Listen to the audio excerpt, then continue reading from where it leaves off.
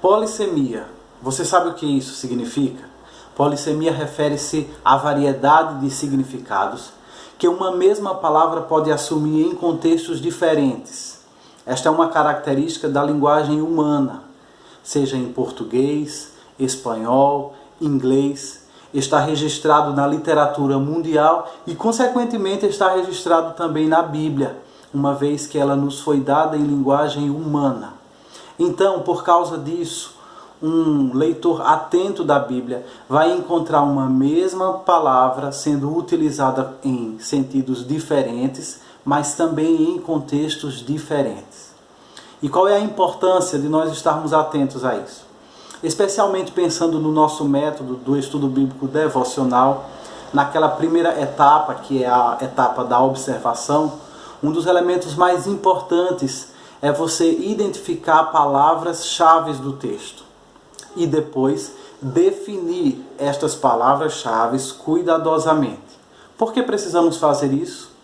Porque quase sempre é a partir da identificação de palavras-chave que você vai conseguir, na etapa seguinte, que é a etapa da interpretação, identificar a ideia central do texto.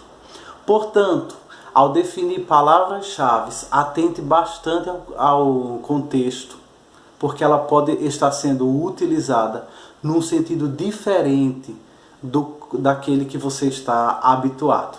Eu quero dar aqui alguns exemplos e eu penso que dessa forma essa ideia pode ficar mais clara para você. Vamos pensar na palavra mundo, da forma como ela é usada pelo apóstolo João nos seus escritos. E eu quero aqui começar com um versículo super conhecido, que é João 3,16.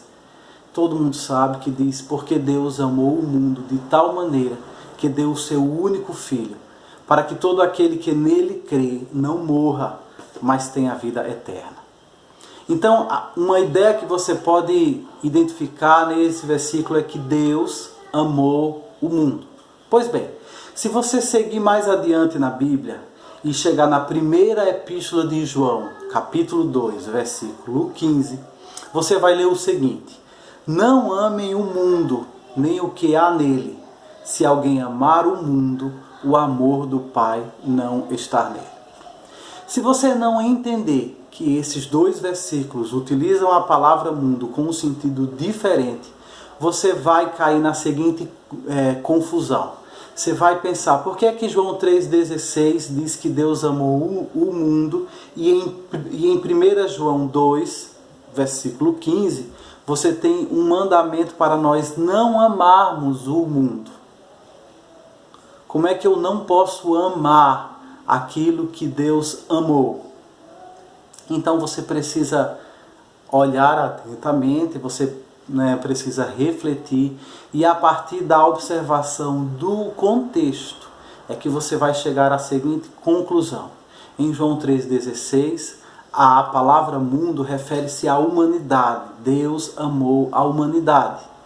Já em 1 João 2, versículo 15, você vai observar que aí a palavra mundo refere-se a uma sociedade caída e a um sistema organizado em oposição a Deus, com sua ética, com seus valores e com as suas práticas em oposição aos valores, éticas e práticas próprias do reino de Deus. Pensando ainda na palavra mundo de João 3,16, nós poderíamos pensar a quem refere-se essa palavra mundo. Nós já tínhamos dito que é a humanidade. Mas a humanidade em que sentido? Será que aqui o apóstolo João está pensando num sentido quantitativo, referindo-se a todas as pessoas que vivem no mundo?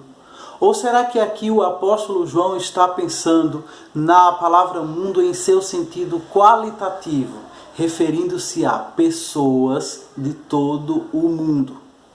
Bem, se você concluir que João 3,16 trata da humanidade em seu sentido quantitativo, ou seja, cada ser humano que habita nesse mundo, você vai ter dificuldades com outros usos que esse mesmo apóstolo faz da palavra mundo, referindo-se à humanidade.